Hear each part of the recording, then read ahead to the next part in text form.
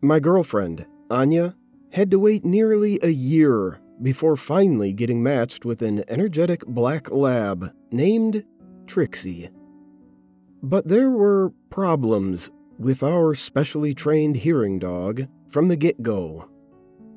How a hearing assist dog is supposed to work. Someone knocks at the front door, and the dog informs the owner. In this case, my girlfriend, Anya. By nudging her wet nose into her owner's leg. What? Anya asks, spreading her hands. Where? Then, the clever dog leads her to the source of the sound.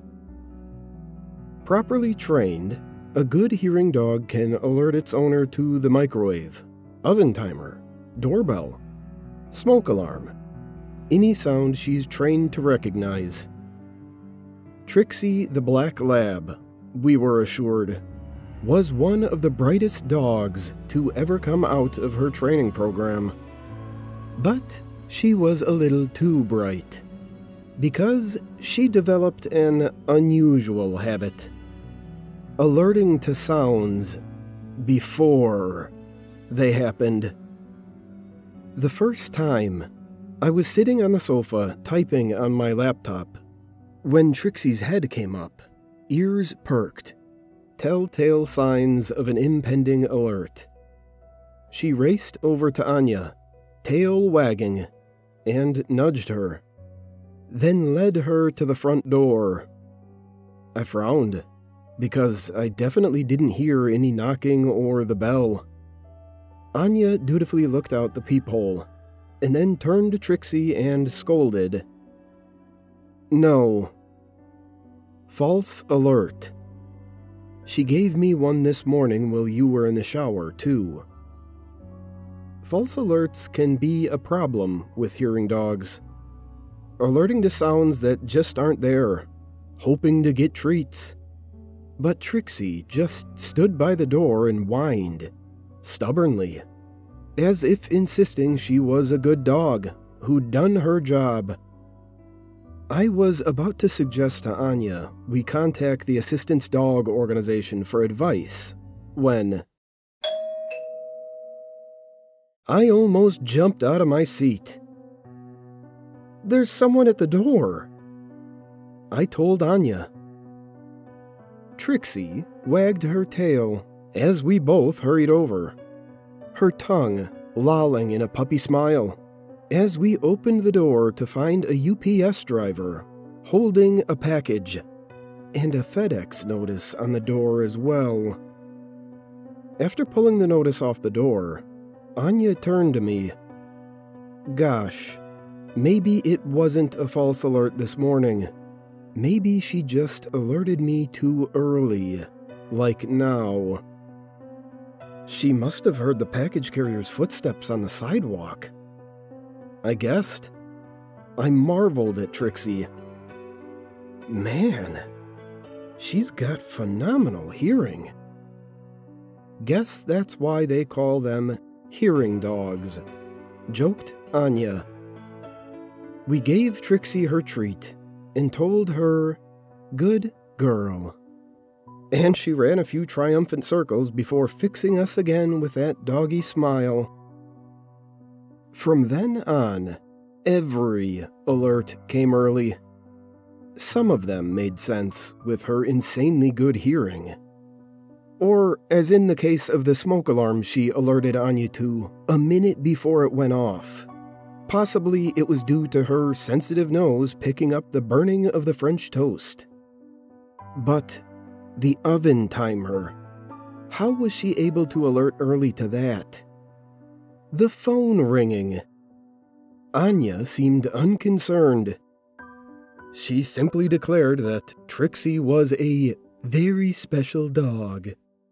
But I found Trixie's early alerts to border on the uncanny.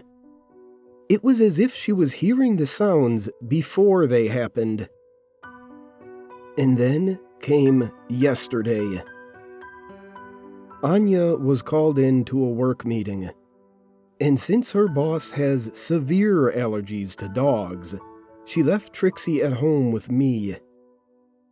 I was sitting at the table on my laptop, working on some reports, when I felt a wet nose nudge my leg. I got up to ask Trixie what the sound was. Even though I'm not deaf, it's still a good idea to give Trixie the consistent practice. And she led me to the door, where I stood, fully expecting to hear a knock or the bell in about a minute. Then, Trixie growled. For context, I'd never heard her growl before. She makes lots of sounds, whimpers, yips, and funny moans like she's talking. But she's a very good-natured pup, and doesn't have a vicious bone in her body. Yet now, she stood tense, head down, and tail lowered. The hackles along her back raised, lips curled to show sharp teeth. She continued to stare straight at the door, as if it weren't there and she could see right through it. And suddenly, it struck me. Whatever made her growl like that would be here at the door in seconds. Panic hit me. I snatched Trixie by the collar and dragged her with me into our hidden closet under the staircase, the one we call our Harry Potter closet. I whispered to Trixie, "Lay down," and "Quiet." A soft growl continued to emanate from her, but I put my hand on her, and she quieted until she was almost inaudible, though I could still feel the vibrating deep in her body. There was a jingle of keys in a lock, and the front door opened. Footsteps. The cadence of those footsteps sounded like Anya, but Trixie's low growl persisted. There was a small hole in the paneling of the stair closet, and I tried to peep through it, but all I could make out was a vague figure in the front entryway. Then, the figure moved. The footsteps went up the stairs, into our bedroom, and the door closed. I heard the creak of the bed as Anya, or someone else, laid down for a nap. My heart would not slow. Trixie was still growling. I heard her lick her lips in the dark. But why, if it was Anya? I sent a quick text. "Hey, where are you?" "Home. You?" Relief flooded my system. I almost came out then, but Trixie's soft whine stopped me. So I looked at my phone and hit the call button. I just needed to see my girlfriend signing on a video call, or hear her voice. Trixie jolted at the familiar ringtone. It was one of the sounds she was trained to alert to. Her nose dipped, as if to nudge me, but then, instead, she licked her lips and stood still. For some reason, she didn't want to alert. Why wasn't Anya picking up? After the call went unanswered, I sat for a moment. And then, my phone vibrated with a text. "Hey, where are you?" I remained still, heart hammering, trying to decide what to do, when suddenly Trixie lunged past me, slamming into the door and bursting out from under the staircase. "Hey!" I hissed, darting after her. But instead of running upstairs, Trixie ran straight to the front door. She scratched and pawed at the door as there came a knock, and a voice from outside called, "Hello? Rosie, I lost my purse. My phone and keys were in there. Can you open the..." At the same time, just overhead, the bed creaked as someone stood. Footsteps thumped rapidly across the floor. I yanked open the door and lunged out.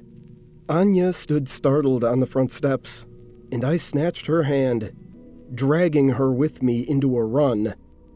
Trixie ran beside us. "What's going on?" cried Anya. "There's someone in the house," I gasped as we pelted up the block. We didn't stop until we spotted a neighbor walking his dog. I fumbled with my phone and called the police and told them, frantic, out of breath, that someone was in our house, a stranger with a key, in the upstairs bedroom. I signed as I spoke, and Anya's eyes on me widened.